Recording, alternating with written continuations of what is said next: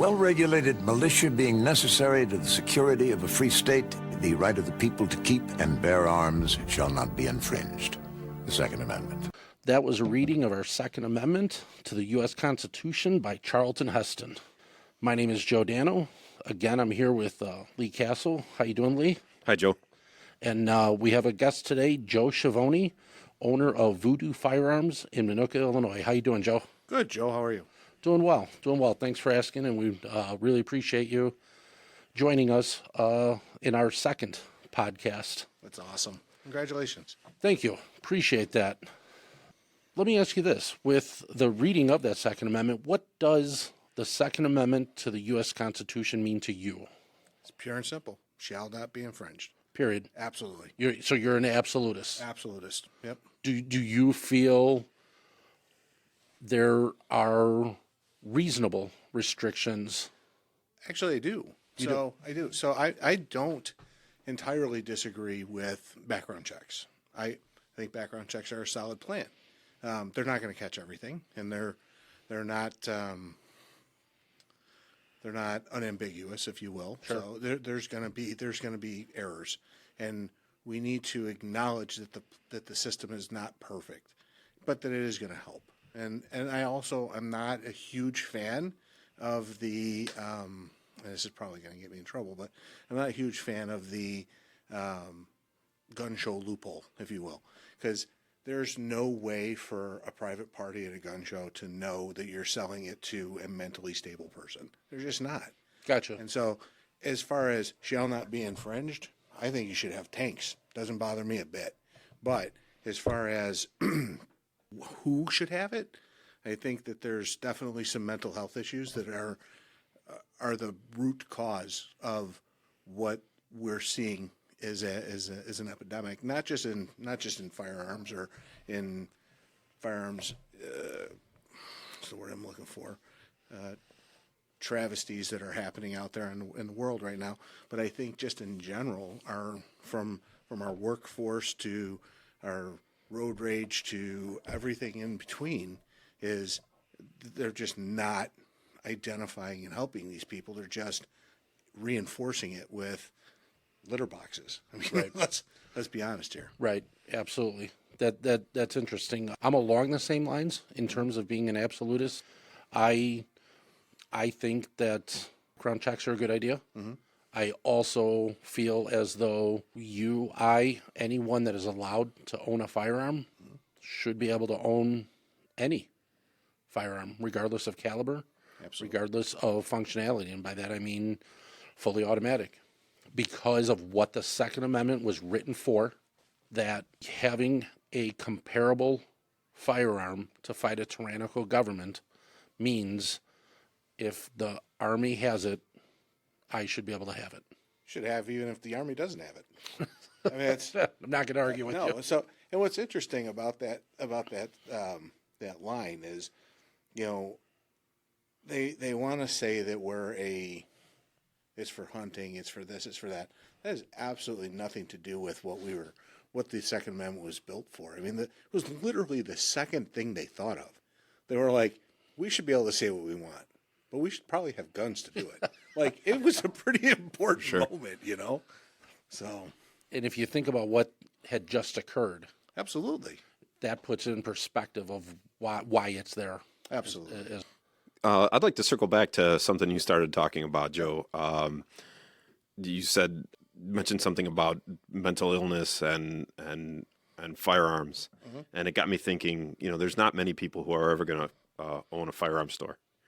Sure. So, and it strikes me that that's a big responsibility. It is. I was just wondering how you got into this field, and then my follow-up question to that was sort of. One of the things I mentioned, I think, in our last podcast was that as a firearms trainer, I was concerned originally. I had the background that I knew I could do a good job at training people, but I was concerned about what kinds of clientele I would have, especially since I train, from my home. Sure. And so, my experience has been that the people that have come to train with me, I've never had a single person come through my door that I felt wasn't stable, and in fact the opposite. They're exactly the kind of people that you would want to own a firearm. Very, very responsible, very, very conscientious. So my two questions are: so how did you get into this, and then when you did, is did anyone ever reach out to you from the government side of things, that if you ever had someone that you thought shouldn't own a gun, Okay. is there a step that you could go through to help with that? Or So I'd be really interested to hear that. That is super interesting. Where you went. It's a super interesting line. So let's start how I got into it. So I was the son of a policeman, and my father was not a huge gun guy. Okay. But it was the 1970s, 80s, and it was, Miami Vice and all the other stuff, right? Yeah. And so it was all cool, right? And so, but we didn't have guns in the house really. And my father was not anti-gun, or is not anti-gun, but just not pro, hey, let's have 50 of them. This just was not who he is. And then when I got into the military, I had the opportunity to play with a little bit more stuff, and it was kind of cool. And I was like, all right. And then when I got out, I kind of put everything on hold for a while. We had kids, and we had a family, and we were living in the city. And I was like, probably not a great idea to have a gun.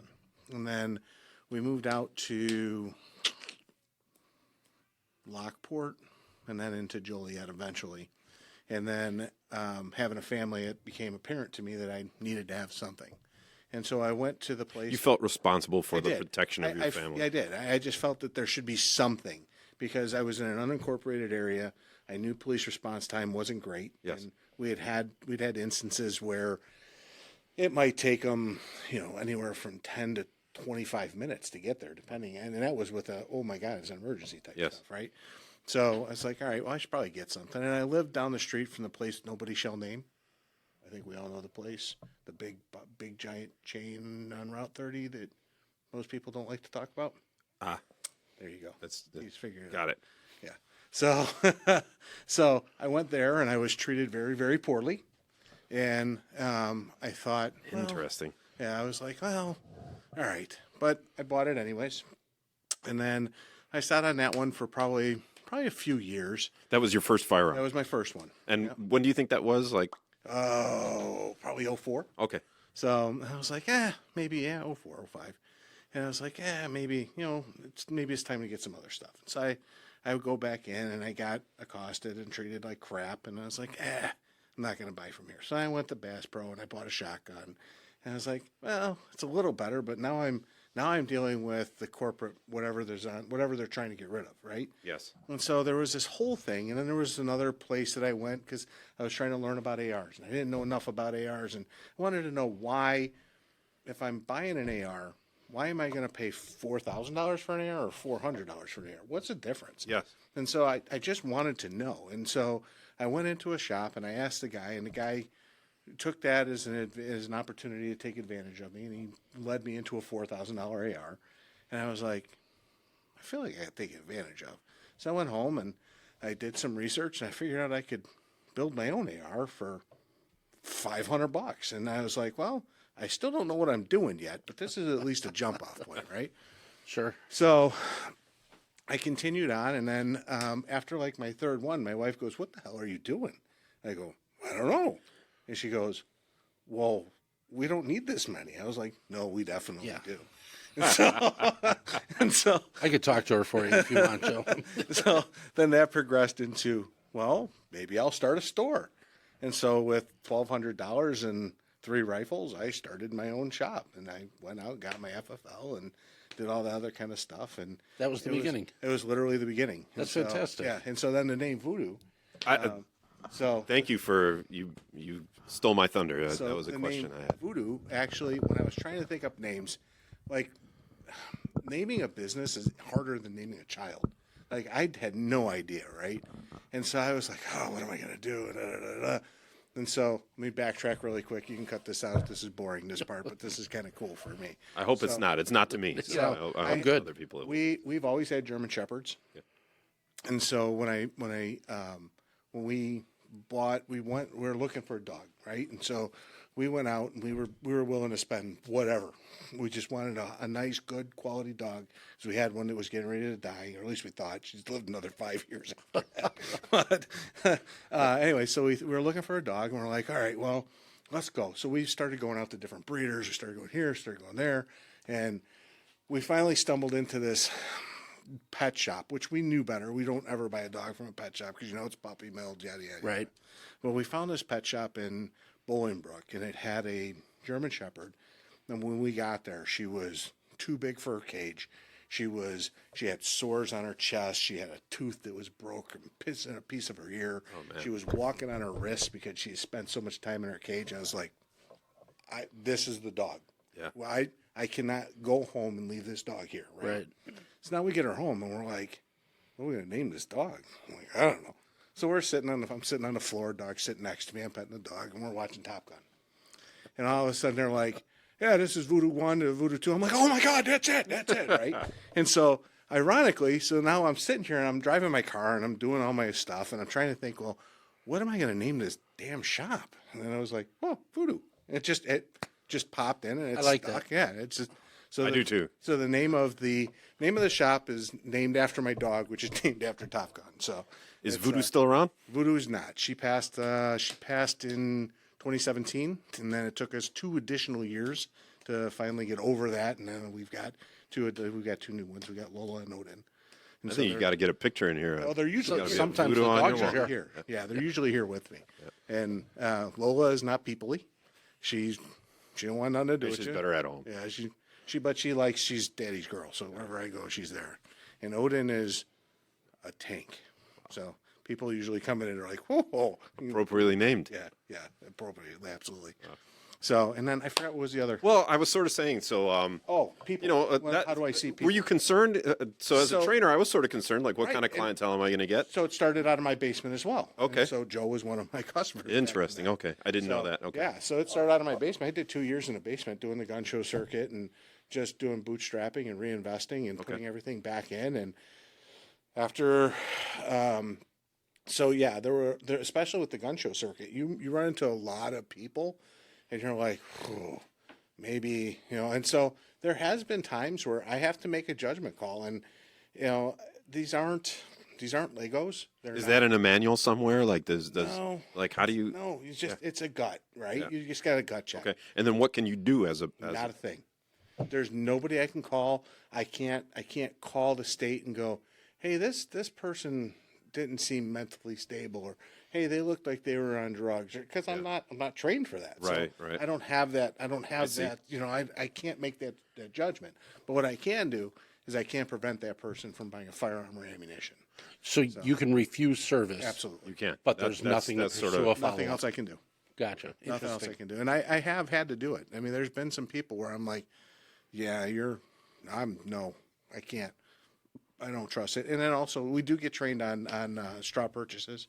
Okay. And so straw purchases are a huge deal. And so when you get people who come in here and they're just totally not knowledgeable of the law, and they're totally just trying to do something nice for somebody. Yes. And I'm like, stop. You can't, you got to understand the law. Don't do this. And so they're like, oh, okay. And so then they'll come in and buy a gift certificate or something instead of trying to pay for somebody else. That's a good option. Yeah. That's a good option. yeah. In case anybody out there is not quite sure what a straw purchase is, that's when somebody is purchasing a firearm with the intent to hand it off to somebody else. Right. Correct. And so for somebody else, exactly. So you're going to purchase it for, a gang member on, that shouldn't have a firearm or has a criminal record or for whatever reason is otherwise prohibited from having something. So What about for a spouse? So spouses are interesting. So on the 4473, if you read the back, you can. It's convoluted, and so what we typically do is we ask the spouse to come in, just because I don't like to have gray area. Sure. Even though it's spelled out, and it's spelled out there, but it's not. You would prefer to see a spouse, Yes, I that would a spouse prefer- actually exists. Absolutely. Yeah. Prefer to see the spouse, have the spouse come in, have the spouse do the 4473, than to say, hey, I'm going to do this for my wife or something like that. Just have her come in. Makes sense. Yeah, Just play it safe and not get Absolutely. yourself in any trouble. absolutely. And same with children. Same thing. I've had, guys come in and say, hey, I want to buy my son his first gun. Yep. Give him a gift certificate. Give him cash before he comes in. He's your son. You're giving him his birthday money. Totally different thing. Giving somebody cash in the parking lot, straw purchase, right? So you just got to be careful of that stuff. Very interesting. Yep. Sure. Okay, Joe, that's an interesting story about getting started in the basement of your house. However, we are no longer, or we are not in your basement. We are in a store. So how did you move from having clients or customers come to your house or go to a gun show with them to opening a store? So that's also kind of cool. So what we did was we had a opportunity, and this where we're at used to be a boutique clothing store, and which is kind of cool because that was like the changing room over there, and we had so they had done some of the build out stuff that actually worked out really well for us. And I was looking desperately because I knew that I needed to get it out of my house. We had grown to a point where I couldn't put anything else in the basement. I had display cabinets in the basement. We were just out of room. And I started looking, and I was talking to the Illinois State Police as far as where I could get a spot, talking to Chief Myers where I could get a spot. And Chief and I talked, and he's like, dude, basically the only place you can go is right where we're standing. And I'm like, all right. And then just on dumb luck, the lady who was renting this place left. And so my wife was a customer of hers, so she happened to get the contacts information, and we were able to get in here in last November. So it actually worked out really well. And then one of the biggest reasons why the shop exists in general was, like I was alluding to earlier, you go to these places and everybody kind of rushes you through, or if you walk in, there's an expectation that you have some level of knowledge or you have base of something. Yep. Some people don't. And Right. when you don't, you're intimidated by it. Or even if you do have a base, then you come in and they treat you like an idiot because maybe you don't know this one thing. And so it drives me crazy that I've experienced that. it's horrible. I mean, it is. I've experienced it as an owner. I go into a gun shop just to shop around and see what my Yes. competition looks like, and they treat me like crap. I'm like, really? This is my competition? It makes no sense. No, we were lucky to be here a little early. You were still open for business. You had customers come in, and it was very clear to me that you take the time to that you're patient and you are trying to show people options and give them good information. So yeah, I think you're doing from what I can see, you're doing a great job in that regard. Thank you. It's pretty obvious. Thank you. Yeah. So like we've had a client of yours. I'll give him a quick plug, Captain Doug. Yes. He came out here, and Yes. I spent hours with him and Jan. Yeah. Good people. Yeah, great people, and working with them. But he had a fairly decent knowledge and from his experience as a policeman, and then she had very little. So it was we spent hours talking and fitting them and getting them in the right stuff, and everything worked itself out. So, but that's ultimately what it comes down to, and I believe that customer service, and I believe a clean store and customer service will eventually propel the shop beyond anybody's wildest I think you're right. imaginations. I mean, our competition in the general location, general area, is not, and nobody around here is known for great customer service. So that's our hallmark. That's what we're going for. So, Gotcha. That word will get around. yep. I think you checked the box. Thank you. Yeah. Why don't you go ahead and take a minute and let people know where you're located as far as an address, and if you're okay with it, we'll update the homepage on our website with that address. That'd be fantastic. So we are located at 408 West Monument Street in Unit 1C. When you come into Minooka off of Ridge Road, you turn left at McDonald's. We're going to be right after the train bridge on the right-hand side. Pretty easy to see. Be surprised. We've been here a year and a month now, and people still come in and go, how long you been here? It's like, been here a year. And they go, man, I didn't even know. I was just picking up a pizza next door. So if you're looking, we're also right next door to Fat Boy's Pizza. So that's how most people find us. Is like, oh, I came to get a pizza. And I Pick saw up a gun pizza shop. and a gun. Yeah, absolutely. That's it. That works out. Was it Fantastic. leave the gun, grab the cannolis, right? So even though you've only been in this store since November, you were obviously operating out of your house, and so you were operating prior to the pandemic in 2020.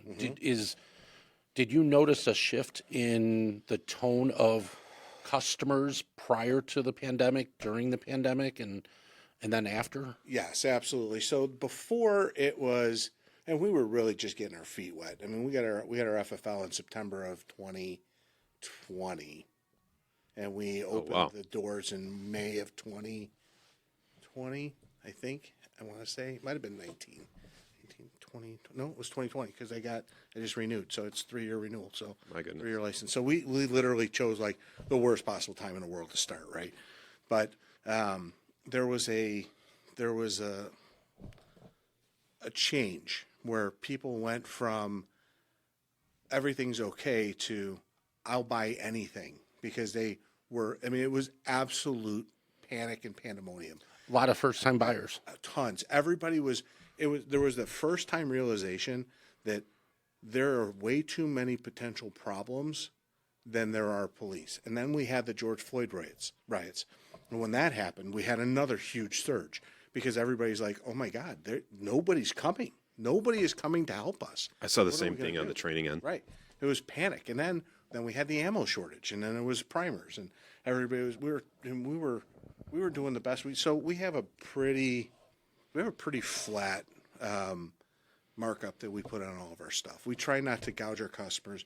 If I get it on sale, you get it on sale. It's just sometimes I do it to my own demise because I'll have two guns that are similar and it's like, well, why is this one $75 less? Well, it's $75 less because I got it for $75 less. The guy who's coming behind you, he's not going to get the next one for $75 less. But that one in the cabinet was $75 less. And so same thing with ammunition, So during the pandemic, I was able to do it the Chicago way, right? So I had a guy in California that was supplying ammunition, and I would send him a bottle of booze and a pizza every once in a while. Chicago way. Just make sure that I got some ammunition so I could take care of my customers. And so we were getting ammunition when nobody else was. And so we were literally having people stop on the front of the street outside my house to come in and buy ammunition. So No kidding. Yeah, it was random and crazy, but it was awesome. So that was kind of that transitory situation where everything went from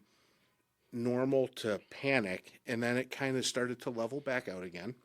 And so we've had a resupply of ammunition. We've had guns are starting to become available again. There was a point in time where you couldn't buy anything unless it was a Turkish-made shotgun, and they flooded the market. Now you can buy a Turkish-made shotgun for $300. I mean, they're giving them away at this point. So, but there was a point in time where you were paying $500, $600, $700 for a Turkish-made shotgun. It was just crazy. And now we're starting to see again where we're heading in, and we've got Vista Outdoors came out and said unequivocally January 1st prices of ammunition are going up. So Right. There's not enough powder. Get ready. I saw that, yeah, which led me to a purchase. Right. Just So we're starting to see a little bit of panic buying. Then we had the 5.56 crisis where, why can't I think of the name of the distributor? Oh my God, I'm blanking. I don't know, distributors. It's the one. It's the manufacturer for the military that then takes their surplus and sells it back out. It starts with a W. Why can't I think of it? Winchester? Or No. Doesn't matter.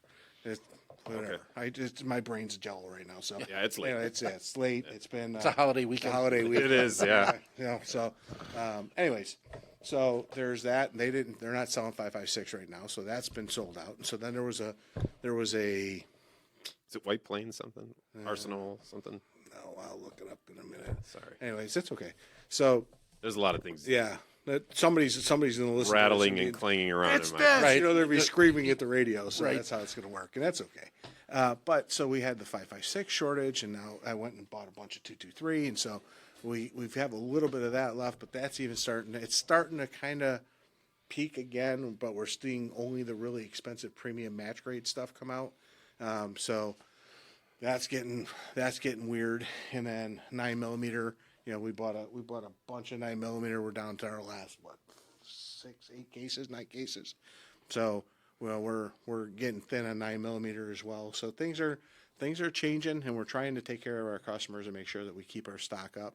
But And then obviously here, not obviously, but for those that know, here in Illinois, we have a new law that's going to be hitting the books that has restrictions on not so much ammunition, well, a little bit of ammunition, 50 cal, right?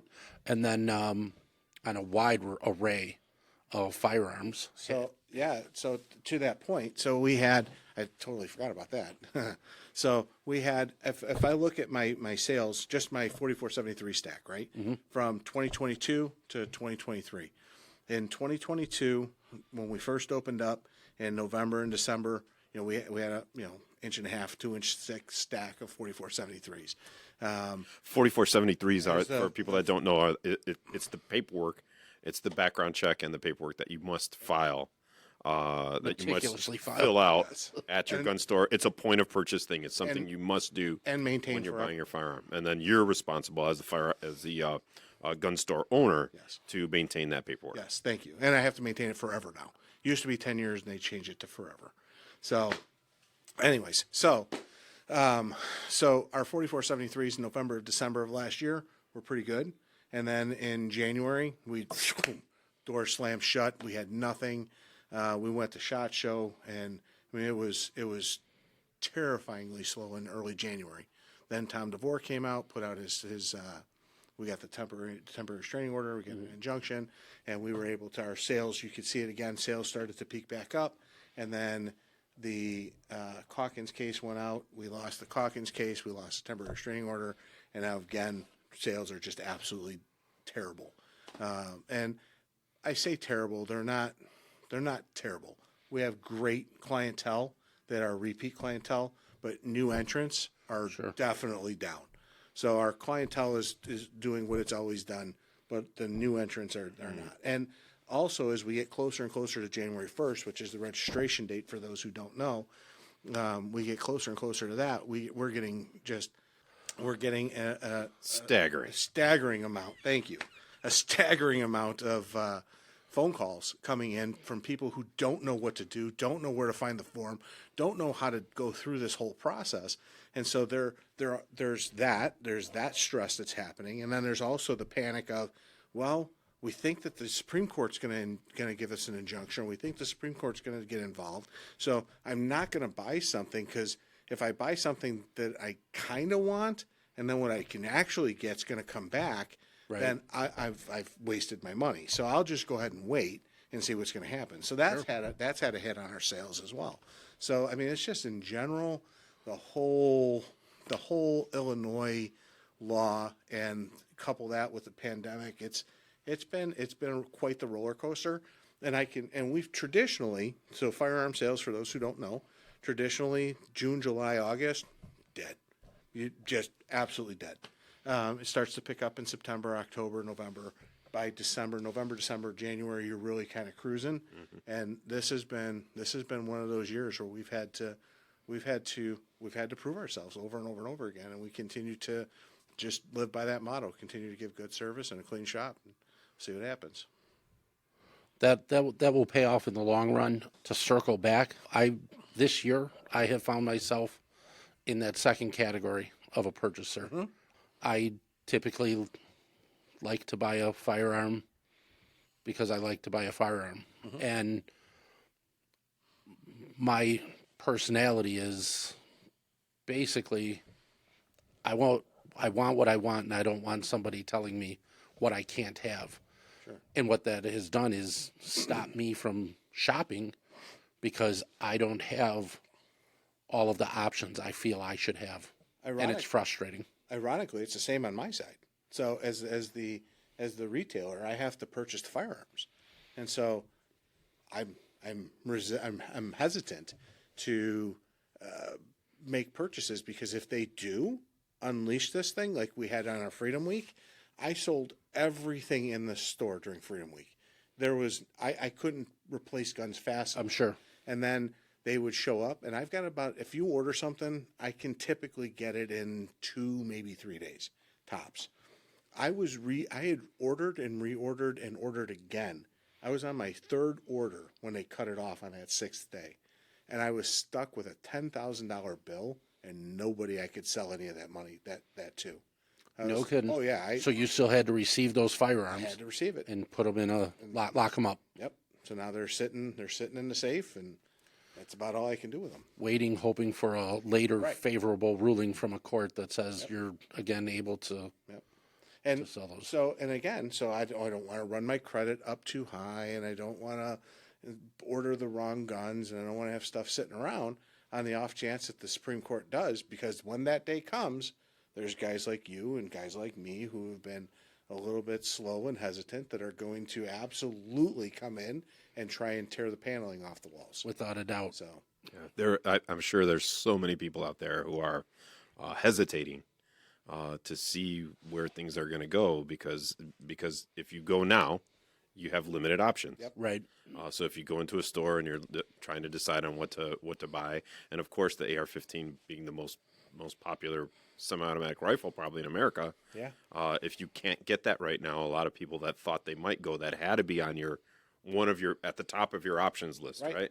And so that person who was thinking about doing that is going to hold off at least until they see where this goes, and that's going to affect your business. They might not have wound up with the AR-15. They may have come and see you Right. and said that's not what I want or what I need, Right. and bought something else. But still, this law would make them hesitate to come in. I'm sure it's affecting your business, having a profound negative effect on your business. Absolutely, and the typical rhetoric that we get from the government and anti-gunners and stuff like that. Assault rifle, no. Armalite rifle. It's important that we actually teach them what it is, and that's going back to spending time with them, right? My goal is to take the veil away from firearms. An AR can be tuned. And it can be tuned to have virtually no recoil in it if you do it properly.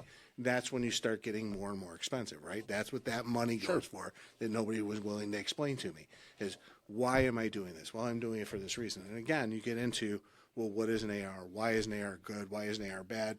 What's the difference? What's the difference if I have a 10-round magazine or a 15-round magazine? And, all these different rules that Illinois just keeps trying to throw at us. And what are those things going to actually do? And the question is always the same. Is there a limit to how many magazines I can carry? No. Nope. So what are we doing? So you'll have to reload. Well, but you've already made everything a gun-free zone. So who's going to stop me? Right. So I mean, there's a million questions that can be thrown back, and it's just the people making the laws don't have a fundamental understanding of firearms and how they work and how gun-free zones and other things actually impact the population. I don't think I can agree with you more. And in fact, that is one of the purposes of the website, is to not, it's obviously very gun related, but it's actually about the Second Amendment. And it's about educating people about the real meaning of the Second Amendment and why it exists.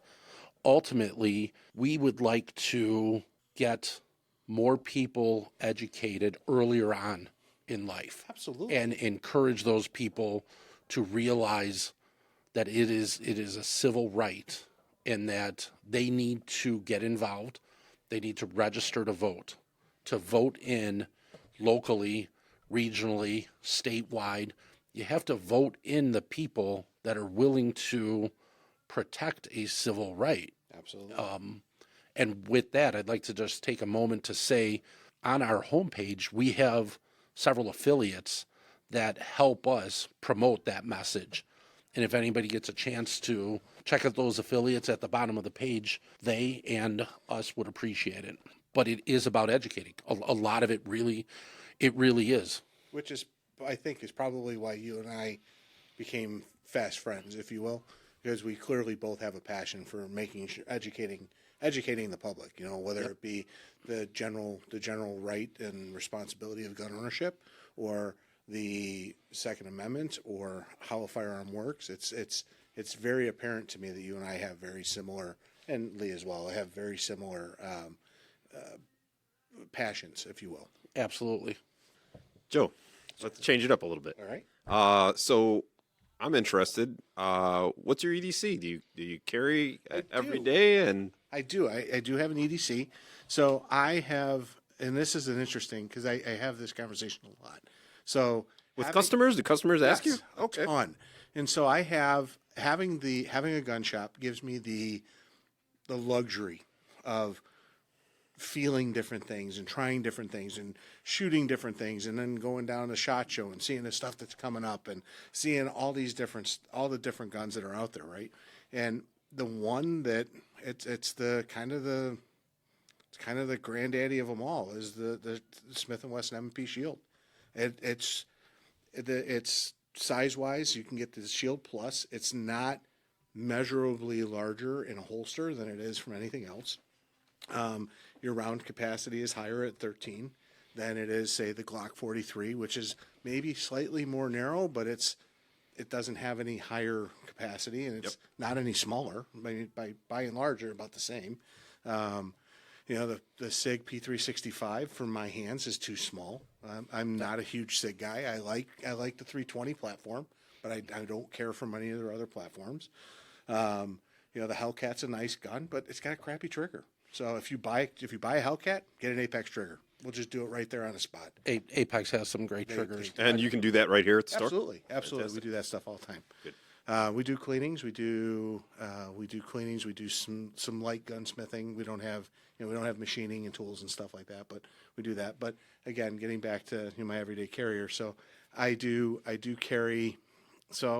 carry multiple shields, but the one that I have that I carry more than most, I have no rational reason for carrying it. I hate it. So I won't ask you why, because that was I actually hate it, but it was my first one, so I think that's why I carry it. It was when the Shield first came out, they came out only in 9mm. And then they shortly followed up with the 40. And I was like, oh, I got to have the 40 because, I'm a 45 guy. I got to have a 40, right? So I got the 40 and I went and I shot it. And again, my father's a policeman, and the two of us went out and we shot. And I bet you we put maybe 30 rounds through it. And I was like, good God, this thing is killing my hand. You were done? Right? I was like, Dad, you want to shoot some more? He's like, no, I'm good. You should finish that box. I'm like, no. But I do like the stopping power of the 40, and we can have that argument every day of the week. Is absolutely 9, 40, 45. We could do that all day long, right? But for capacity wise, if I'm going in someplace, I definitely carry the 9. My go-to, the one that I know where it's at. I know where all my guns are in the safe, but I have my 40 is just sitting there waiting for me to grab it. Now that said, I do have my sweatpants gun, so I have. If you start grabbing your 9s and your 40s and your 45s and all your other stuff, and you better have a belt on, you better have a big shirt. Absolutely. You got to get going. You got to get a good quality belt. So you're like, what do I do, right? So Ruger makes the LCP Max, and the LCP Max is 10 rounds of 380. And if I'm going to be running to the store, or if I don't want to wear pants that day, I just want to have gym shorts on, I throw my LCP Max. It comes with a holster, and it doesn't pull your pants down. It still gives you 10 rounds of capacity. It's a small gun. If you got small hands, it's a small gun. But it's easy to shoot with only 2 fingers on it. It's not a big deal. Gotcha. So those are my go-tos, is the Shield and the Ruger. All right. Yep. Excellent. Yeah. How about yourself? Where are you at? Is that curiosity? 43X. 43X? Yes. 43X, strong side. I love the holster by Tier 1 Concealment. They make a strong side holster. Okay. I have like a lot of people, I have, $500-$600 worth of holsters you've thrown. terrible amount of holsters. Yeah. My wife recently raised an eyebrow and she was like, hey, that looks like a new one. So Tier 1 Concealment, shout out to them. One of the best strong side holsters. I haven't tried them yet. How do they mount? Do you have it on? Belt clip. Yep. Okay, so it's a single mount? Yep. Okay. Except they have a flexible portion right here that helps the gun wrap around a little bit. Carries perfect ride height. So I'll tell you the one that I've gone with. I went to Raw Dog Tactical. So I'm a vendor for them. I don't buy any of their stuff. Only So because this is a holster manufacturer that you carry in the store. I don't carry it in You the don't? store. Okay. And the reason I don't carry it is because there's the biggest problem with holsters Yes. in general and optics and holsters and stuff like that is they're so very personal. And so you've got 100 different guns with 100 different options, 100 different possibilities. I can't possibly carry everything I need. Makes sense. But I can tell people where to go. And Raw Dog Tactical, they do one thing different than yours. And so it is a Kydex, and it is a single clip point, right? So it mounts on your belt, single clip, but it has a leather pancake on the inside. So if you're a little bit more portly like I am, Yes. that gun starts to dig. Those sharp corners get really, really sharp throughout the day, right? That padding's important. That backing, that leather pancake makes a huge difference. So it has that Kydex outer, so you get that, you can adjust the retention on it, and it slips in, slips out really nice. But then I also have that belly protection. So How'd you come across Raw Dog? same way. I've $500 worth of holsters that I've And just found the one? Yeah, I just went. I was Found the one that literally works. just. I was one after another after another. My wife's like, "Dude, what are you doing?" I'm like, "I don't know. I'll try and resell these too. I don't know what to do." So, but yeah, I have tons of holsters, and Raw Dog is my go-to for everyday carry for inside the waistband. And then outside the waistband, I really like Urban Carry. Okay. 'Cause they have a positive lock on the trigger guard, and it's significant. I mean, it's really significant. You can tune it so that it could arguably be a level 2 holster. Wow. So Interesting. yeah, it's pretty cool. What is there a product or two in your store that particularly excites you? So Is there something that you really like, or So- something? Yeah. something that's fun, right? Yeah, Okay. yeah. So I have a friend, and his name is Pete. I'll just leave it there. But Pete, if you knew Pete is the one person on earth that probably should not own a flamethrower. I like where this is going. He called me up one day. I was at a wrestling tournament with my son, and Pete calls me up and he goes, "Dude, can you get this?" And he sends me a text. I'm like, "I don't know, but I don't know that you should have one." He goes, "I need this right now." I'm like, "All right." So I started doing some digging around. Sure enough, I was able to find that I can get flamethrowers. I now have flamethrowers in my shop. They don't require a background. They don't require a waiting period. You just come in and buy a flamethrower. It's the craziest thing ever, right? And so, and every once in a while, I'll go on Facebook and I'll find Pete's video of him with his flamethrower, and people are like, "Oh yeah, I see why Pete probably shouldn't have a flamethrower." But and we all crack up and Pete laughs and it's funny as hell. But that's that's probably the coolest, most fun thing that we have. That's fantastic. Google folks at home, the Pulse Fire yeah. flamethrower. Check that out. It's pulse fire, and it can mount under an AR on a pick rail, or it can be hand carried. That would be fun. Yeah, On the, and underneath an AR. Yeah, because nothing says you're in the wrong house quite like a flamethrower. You know? Right. And if your wife gives you a real hard time about it, you just tell her it's from for snow shoveling. You know, like melt it. the driveway. All right, I didn't see it going there. That was pretty good. That one surprised me too, but I like it. Yeah, that's cool. So, and then we also were looking to hopefully we're working on working with the banks and some other stuff right now, and of course sales determine everything. But we do have an opportunity to expand the shop. Oh, yeah. So we're looking to possibly create a toxic masculinity mecca. So we're going to get some cigars, and we're going to get a smoke eater, and we're going to be able to have some top tier cigars and come in here and smoke No kidding. cigars and buy guns. And I want to get with Mantis and see if I can get them to hook me up with a Mantis range, so Okay. that, so the people coming in, I'm not ever going to get a range in Manuka. I'm just not. It's not in the cards.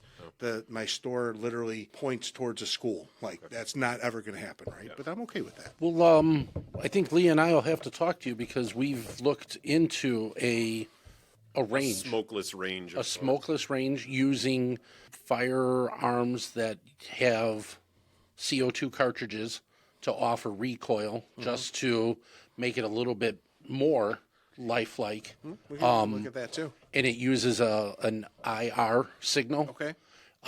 And the simulator is programmable for different scenarios. You can do. Is that like the one that they have at College of DuPage? I think I saw that one. We did not see it there. We were talking to an individual that has a facility not far from where Mantis is, but they you can set up different scenarios going into a saloon. You can set up a dueling tree. I have seen this. This is really cool. And we've got some plans with that too. So we'll make sure we talk to you about that. And I thought with Mantis, with Mantis, which would also be cool, would be the ability to take a customer who, again, trying to take the veil away, right? And they don't know what to do. They don't know how it feels. All right, well, let's go back and let's see what it feels like. And so they can go back there and they can run a couple of rounds through and see what that feels like and how it goes and that kind of stuff. So I think there's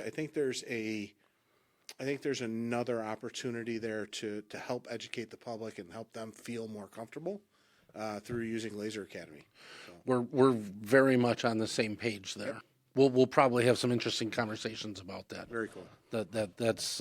That's exciting to hear, because it comes back to, like you said, part of the reason we were talking about discussing what we're doing is I have to believe there's plenty of people out there that are interested in firearms, but are also terrified because they have no idea what the recoil is. Well, absolutely. It's an explosion in their hand, and in reality, that's what it is. It's an explosion in their hand, and they don't know if they'll be able to control it. They don't, without being comfortable with what the result is, they don't want to start down that path. 100%, and then goes back to exactly what I was talking about earlier. So now you already have the fear of the actual firearm. And people don't like to be uncomfortable, so they're already walking into a fearful situation. Now you're also dealing with somebody who doesn't really want you there and is talking to you like crap. And so, like, the whole experience is negative from start to finish, and I don't want that to be the case. That's one of the reasons one of the reasons that drove me in the industry, just on the training side, was that same kind of thing. So much of I guess the attitude. I think gun owners sometimes, or people in the gun industry sometimes, we're our own worst enemy. Like, absolutely. We sort of drive people away. Absolutely, it's too know-it-all-ish. It's we need to be safe, but we don't need to yell at people in order to be safe. You want to see that in action? Yeah. Go on Facebook. Go on to any of the gun groups and call it a clip. Watch what happens. Right. It's like an army of ants. They just attack. It's a race to the bottom. Oh God, it's so bad. And instead of taking 2 minutes to educate the person, they just beat the hell out of them. Right. Yes, indeed. I have one last question, and I'm not sure if Lee has more, but for somebody that recently got, actually, Lee, both of you can probably answer this because you do some of the training for it. Somebody that just acquired their concealed carry license, and they go, "What gun should I get?" How do you answer? Because it's a different answer for everybody. It is. Right? It's a qualifying questions, right? So I'll give mine, Lee, and I'd love to hear yours. So what I do is they come in, and so at the end of the day, I mean, a full size 9mm kicks like a full size 9mm. The recoil on a compact 9mm is going to be pretty close to the same across a Glock 43, a Smith & Wesson Shield, a Hellcat. It's going to be roughly the same. So I think what I try to do is I try to qualify the person and figure out let's start with what's comfortable and why, right? And then we got to figure out, well, can you rack it, right? Because that's important. Absolutely. Because if you can't rack it, you can't do that. Now, can you load it, all right? Is the Shield, as awesome as it is an absolute bear to load. The magazines are always super tight and they're hard to load. Stiff springs. So, stiff springs. Gotcha. So so now can you load it? All right. And so then we got to talk about that kind of stuff. And so then we just kind of just progress through until the customer almost always figures out what they want, but you have to spend the time with them, and you have to put sometimes a dozen guns in their hands just to figure out which one feels the right way and why. And then you got to figure out, well, do they want a safety or don't? And what is the advantages of a safety and what are the disadvantages? Great point. You know? And so, and oftentimes you'll get, especially women, they're like, well, I need 450,000 safeties. And you're like, well, why? You know? And so, and oftentimes like the Smith & Wesson EZs with the beaver tail safety on it. Those have been very popular I don't know where they're buying Same. them. I hope they're buying them from you. But I've seen plenty of EZs come through, especially for women customers that are training with me. The EZ has been very popular. Yes. Gun. And the reason is because it offers multiple safeties or a single point safety, and the single point safety being that beaver tail safety, which is amazing because it will not go off unless your hand is physically wrapped around it. It's not going to happen. So that's my qualifications to how I do it. Now I'd love to hear how you do it. I think I have certain bottom lines over the years that I've developed that I sort of give up front, and one of them is this: you have to have a gun when you need it. So my first rule of purchasing a firearm is it's got to be something that I'd be willing to carry almost all the time everywhere I go. I like that. I'm going to incorporate. If it's in the center console of my truck and I need it, chances are I'm never going to get to it. It's not that the situation couldn't be where I would, but if I was able to go to my truck to get my gun, I probably should be leaving. I try to get people, and so what does that mean usually? It's usually something pretty darn small. Yeah. And because it's a piece of metal that you're going to try to attach to your body somehow all day long. So, and you don't want to get to the point where you're just saying, oh, I'd rather leave that at home now. And so if it's going to be one gun, it's usually pretty small. I sort of think that for most people that winds up being in sort of like the Glock 42 range size, the Ruger LCP, 380s tend to be like something that you could foresee, unless you're really dedicated. Don't get me wrong, and Joe, you're one of the people that I certainly admire for this. Like, you can take big guns and larger frame guns and carry them all the time if you're dedicated to it. But for most people, it's going to be pretty small. It's going to be pretty light. There's only one caveat. You're probably going to be going something in the 9mm or 380 caliber. Yep. So let's get it the most capacity we could have.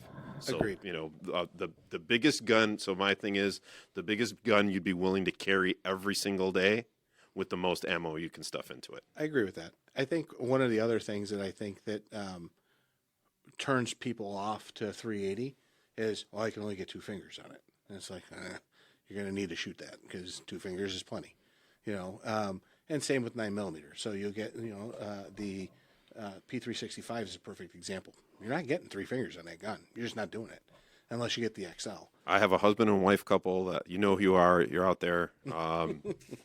They train with me religiously, quarterly, and they have Ruger LCPs that are all rusty from sweat from carrying them all the time. And they shoot those guns, husband and wife, and they're great with those guns. Something awesome housekeeping tip for those things: ballistol.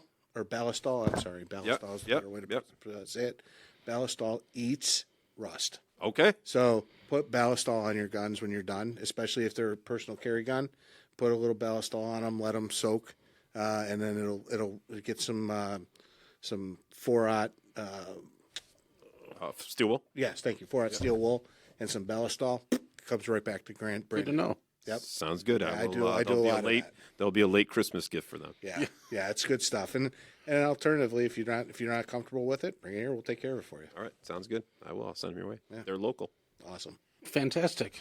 Anything else to We could go all night. Yeah, this has actually been a lot of fun, guys. I've had a real good time with this. Yeah, I'm grateful that you reached out. It's not as bad once you get beyond the first couple seconds. Yeah.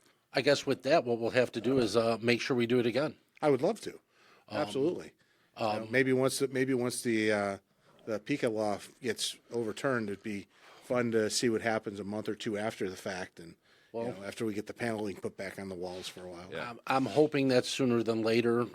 Some of what I've been hearing through discussions is it could be a while yet. So there's, that's we could go forever, right? But Yeah. that's a whole nother conversation because there's so much, man. There's so much happening in the world. Maryland just got their FOID card overturned. California's assault weapons ban's overturned. Texas has got their suppressor law. So now if you live in Texas and buy a Texas suppressor, you get to have Texas. Frame and receivers just fell. Bump stocks is back on the table. The amount of things that are happening in the Second Amendment world legally is just absolutely astronomical. It's so much. I actually have to check my phone 2 or 3 times a day because it could change in an instant, and often does. And so it's interesting because is it going to make it all the way to June, or is it going to make it to 2025? I don't know. There's so many things happening so fast that I would be remiss to say if I thought that we will get out of January.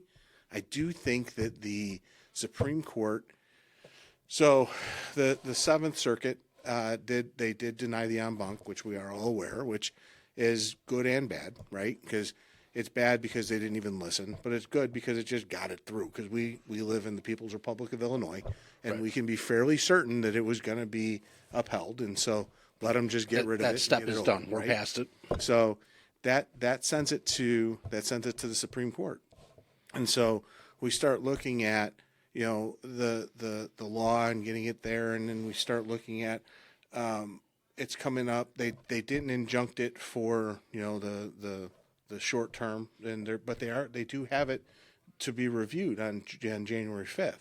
So when all the justices get together for their panel, is it possible at that point that they might go, okay, now we're going to do it, and we have a greater chance of hearing from all of them than I think individually. Sure. And so they've taken on some really significant things. They've taken on Roe. They've taken on affirmative action. They've taken on some really controversial stuff that was not as simply black and white as what we got going on here. And for them to turn their back on us, I can't wrap my head around the possibility. That's true. And if you recall, I want to say August. Don't quote me. I'd have to go back and look. But Amy Coney Barrett had contacted Illinois and said, "You guys may want to look at that. You may want to reconsider what you're doing." That right, and that got it up to the 3-panel, and then they actually moved it through the 3-panel, and then it went from there to, okay, now I'm gonna get involved again because it's taking too long to get to the 7th panel or to the en banc. So now we just went past the en banc, and then it went to her, and she went, nope, not doing anything. But I don't think that's actually the case. I think it doesn't make any sense to injunct the law without enough support. And I think that she's just setting it up so that they can get an absolute slam dunk. It doesn't make sense to do it any other way. to just be done with Yeah, it. just slam dunk. So we're done with this. Move on to the next Yep, issue. just done, right? They got the state has discarded Bruin. They've discarded Heller. They've just absolutely thrown it all away. Just disregarded all of it. Everything. Yep. Nothing means anything, right? And now you got California, who just threw a new carry and conceal laws in place that are absolutely getting. There's just an all-out affront on the Second Amendment, and it's coming from every direction, and it's coming so fast that the only people that can stop it at this point is the Supreme Court, and they have to have absolute clarity and say, this is what we're doing, this is what you're doing, and make no mistake, there will be no infringement. And that's definitely a case where I wish I knew more about the law in regards to this, because what I would like to see, and I'd like to see it because I thought it already existed, when there is a case like the Heller case and then there's a ruling, it sets a precedence. Yes. But then with this Illinois law going into effect next week, it disregards that. So if the Absolutely. if the precedence is already set, how does that go into effect? Well, I mean, And that's the part where I wish I knew I agree. more about it. And I mean, how do you do that? It is absolutely unequivocal that there should be no registration, and yet here we sit. What's today? The 26th. 26th, yeah. 5 days away. Shocking. 5 days away from having to register. And then, like we talked about earlier, I don't know if we talked about it on here or not. If we've talked about a lot of stuff, but the amount of people that are calling that are just absolutely dumbfounded to what to do, and then can't get a hold of the state because the state doesn't respond because they don't have enough resources in the Firearms Services Bureau. Right. And that's not the Firearms Services Bureau fault. That's the governor's fault. Again, they're not, and the legislators' fault. They're not taking this serious enough to help the people who are trying to help the people. Makes you wonder if they surprised that they were so successful that the law has stood as long as it had. Maybe they anticipate looking not at having to it do like- anything. I do think that they're surprised. I think they absolutely expected it to fall apart. I know everybody I know did. Now, Lee and I went to a meeting with the Illinois State Rifle Association maybe 6 weeks ago or so. And there was an interesting perspective there because much like, so there's not supposed to be a registration. There's not supposed to be. But there is if you have a fully automatic firearm. Right. Oh, which So I think, if they can get some of these firearms in the same category well, under the guise of safety, then that registry isn't for firearms. It's for it's in the terms of safety. And Special kinds of. so I think what's going to happen, and again, I think the Supreme Court's going to have to take a huge stance, right? But I think they're on the cusp of losing it all, man. They're on the cusp of losing the NFA. They're on the cusp of losing it all because if you use Heller and you use Texas tradition, there's nothing in Texas tradition that prevents us from having fully automatic weapons. Nothing, except the NFA, which, by all rights and means, is clearly not keeping with against Texas the Constitution, tradition, right? yeah. So, I mean, they stand to lose it all. They pushed too hard, too fast, and I think there's some real serious possible implications to the anti-gun community because they've pushed it too hard, too fast. I'd be very excited. Oh, Joe, I would be streaking through downtown. Yeah. There'd be people running after me. Put some shoes on. Yeah, let's hope sooner than later, huh? Absolutely. Is that a good place to stop? I think that's I it. think it is. You good? You comfortable? yeah. Okay. All right. Again, thanks, guys. No, thank you.